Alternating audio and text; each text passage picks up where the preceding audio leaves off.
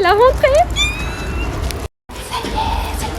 Ça fait du bien le soleil parce qu'il devait pleuvoir. Eh bien, bonjour. Bien sûr, un café parce qu'il faut du café. C'est Nespresso dedans, donc taisez-vous. Et qu'est-ce que j'aime ma classe. Oh, regardez-moi ces petites merveilles de champignons. Ce mur n'est-il pas magnifique? Ceux qui m'ont demandé si j'étais dans une école privée, pourquoi j'avais la charte de la laïcité. Alors, faut savoir qu'une école privée est une école qui est quand même sous contrat avec l'État. Je suis payée par l'éducation nationale parce que je fais partie de l'éducation nationale. Et peu importe que ce soit une école privée ou publique, la charte de la laïcité est obligatoire. Vous vous rendez compte, il y a 2 jours j'étais en Corée et là je me retrouve dans ma salle de classe avec une nouvelle décoration. Je descends, je vais accueillir mes élèves. J'ai apporté mon repas parce qu'on est vendredi. Mais par contre, j'ai pas apporté mes enfants aujourd'hui. Il faut savoir qu'ils étaient complètement déphasés, c'est de ma faute. Je me suis dit, c'est pas grave, ils feront leur rentrée tranquillement lundi. Ils étaient tous debout ce matin à 7h30. J'ai hâte de vous parler de tous les projets que j'ai en tête parce que le thème de la classe, ce n'est pas du hasard. Derrière, il y a plein de projets pédagogiques, écologiques qui vont aller avec.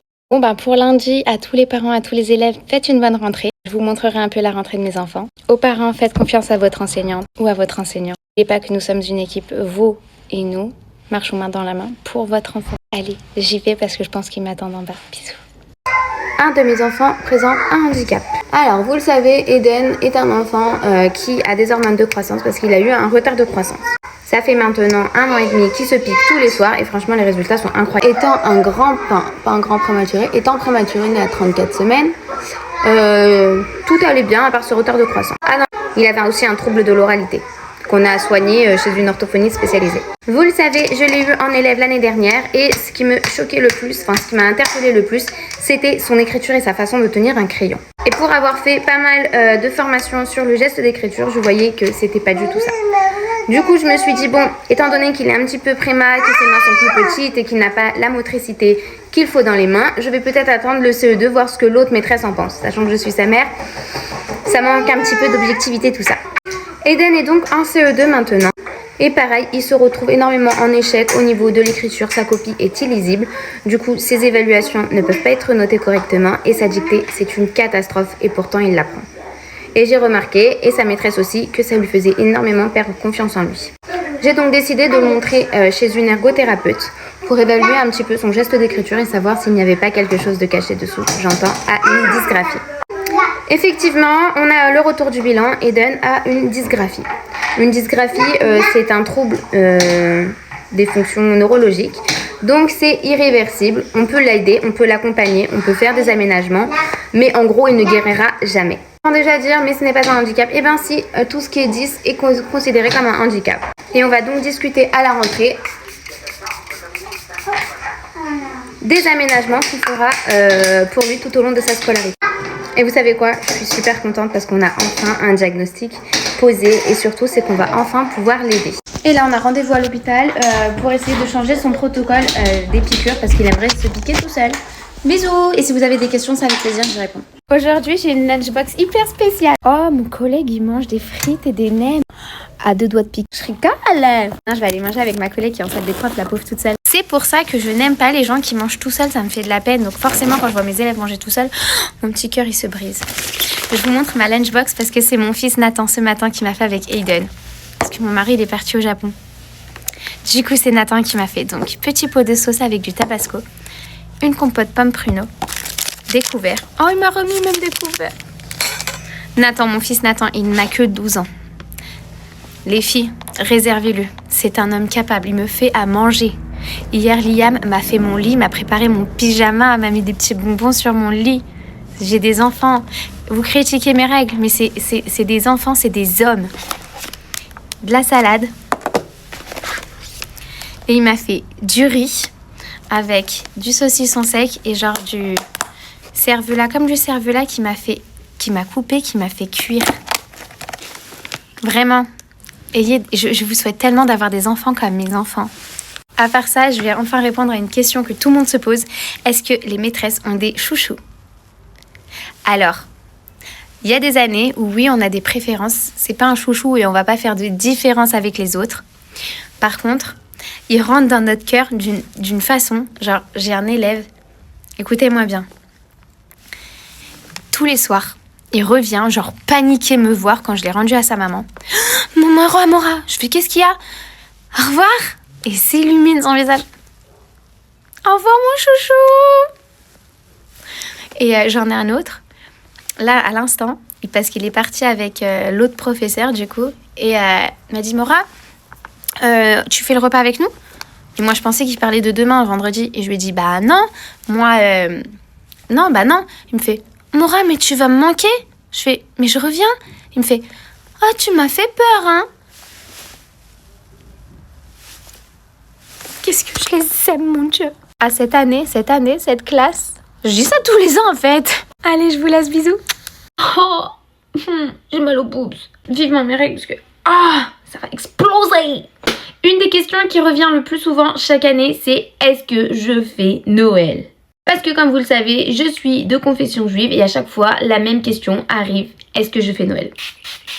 Eh ben, ça vous regarde pas? Je rigole, je vais vous répondre. Aucun rapport, mais j'avais envie de vous montrer ce que je me suis trouvé là à Stocomanie, c'est très mignon. Voilà, j'avais envie de vous le montrer. Non, je ne fais pas Noël, même si mon conjoint n'est pas juif, je ne fête pas Noël. Parce que Noël est une fête chrétienne. Dites ce que vous voulez, ce n'est pas commercial. Noël est une fête chrétienne. Et comme je suis juive, vous avez compris que ce n'est pas ma fête. C'est comme fêter l'Aïd, je ne suis pas musulmane, je ne fête pas une autre fête. Par contre, mon chéri, lui, il n'est pas juif, mais il n'est pas chrétien non plus. Mais en fait, comme sa famille, ils ont immigré en France, donc c'était des réfugiés politiques. Longue histoire, je vous raconterai ça plus tard. Et pour s'intégrer pleinement à la France, ils ont pas fait Noël parce qu'il n'y avait pas de sapin, pas de crèche, pas de tout ça. Mais en fait, c'était un jour où ils se réunissaient tous en famille, échangeaient un bon repas et ils offraient des cadeaux aux enfants. Vous allez me dire, ça ressemble très fortement à Noël. Mais dans leur tête, c'est pas du tout ça. C'est juste l'occasion, comme c'était férié, de se réunir tous ensemble en famille parce qu'ils sont très nombreux. Quand je vous dis très nombreux, c'est que mon chéri, il a quand même 9 frères et sœurs. Donc par respect pour lui, comme lui il fait énormément de mon côté, ça veut dire qu'il respecte le lait, la viande, il mange cachère, tout est cachère à la maison. Et je décide de recréer un petit peu cette ambiance qu'il a d'enfance. Et je décide d'organiser, alors on le fait pas le 24 parce qu'il s'en fiche complètement, on le fait le lendemain. Un petit repas comme ça avec les enfants. Des fois on va voir sa famille, etc. Bon allez, je vais aller acheter des cadeaux de Hanouka, je vous fais des bisous. Alors, comment j'ai rencontré mon chéri? Alors, en fait, grosse coïncidence. Moi, je travaillais en boîte de nuit. Donc, je faisais les vestiaires. Je ne travaillais que dans les vestiaires parce que c'était trop bien payé. Prendre les manteaux des gens, etc. J'étais tranquille. Et donc, fin de soirée, il y a un garçon qui vient me voir et qui me dit mon manteau. Je lui dis, ton numéro, donne ton numéro. Et là, il me dit, mais je donne pas mon numéro comme ça. Et dans ma tête, je me suis dit, mais mon Dieu, c'est quoi ce con? Et désolée du gros mot, mais c'est ce que j'ai pensé. Et en fait, au final, on s'est retrouvés un petit peu sur Facebook. On a commencé à parler tout doucement et on a décidé de se voir. Donc, on se voyait en cachette. Et là, je crois que c'était coup de foudre réciproque, mais gros coup de foudre. Genre, dans ma tête, je me suis dit, c'est lui, ça sera pas un autre. Et lui, il s'est dit la même chose. Et voilà, bientôt 10 ans ensemble. Et 4 enfants. La honte monumentale. Vous allez dire, mais tu manges à la cantine aujourd'hui? Eh oui! Figurez-vous que quelqu'un de la cantine a vu ma vidéo TikTok. J'ai jamais parlé en mangeant du couscous. Et du coup, en voyant le TikTok, il m'a dit, je sais de qui tu parlais en cuisine, c'est telle personne. Parce qu'elle est tellement connue que voilà. Du coup, aujourd'hui, il m'a fait une big assiette. C'est hyper chaud. Genre mes élèves sont tous au courant que j'ai TikTok et que je fais des TikTok parce qu'ils tombent dessus. Après, c'est la faute de leurs parents s'ils voient des choses qu'ils ne devraient pas voir. Chacun son éducation. Bref, là, étant pas la question. Mais à chaque fois qu'ils me voient avec un téléphone, ils me disent, tu vas faire un TikTok? Mais non, pas du tout. Quand je descends en récréation, je suis bien obligée d'avoir mon téléphone au cas où s'il se passe quelque chose. Bref, hier soir, j'ai fait un live juste pour papoter. Et du coup, je me suis retrouvée avec une de mes copines qui est aussi influenceuse. Vous devez la connaître, c'est la famille Boulanger. D'ailleurs, bisous. Et on est parti, mais en fou rire total. Genre, on faisait des matchs. Et est-ce que vous vous rendez compte que j'ai quand même gagné 17 fois d'affilée? Ou 14? Je m'en rappelle plus. Bref. Et les gens ont créé la team Mora. La team Mora, parce que je suis une maîtresse. Et maîtresse en hébreu, on dit Mora. Mais ça m'a tellement touchée, genre team Mora. Et c'était juste excellent, j'ai adoré. Du coup, je crois que vous serez la team Mora. J'ai enfin trouvé comment vous appeler. La team Mora. Et à part ça, le nouveau compte que j'ai fait avec mon chéri va bientôt avoir déjà 100 000 abonnés. Un truc de ouf. Dites-moi sur ce compte ce que vous voulez. Je compte faire des pranks. Mais pas les pranks, voilà, des vrais pranks.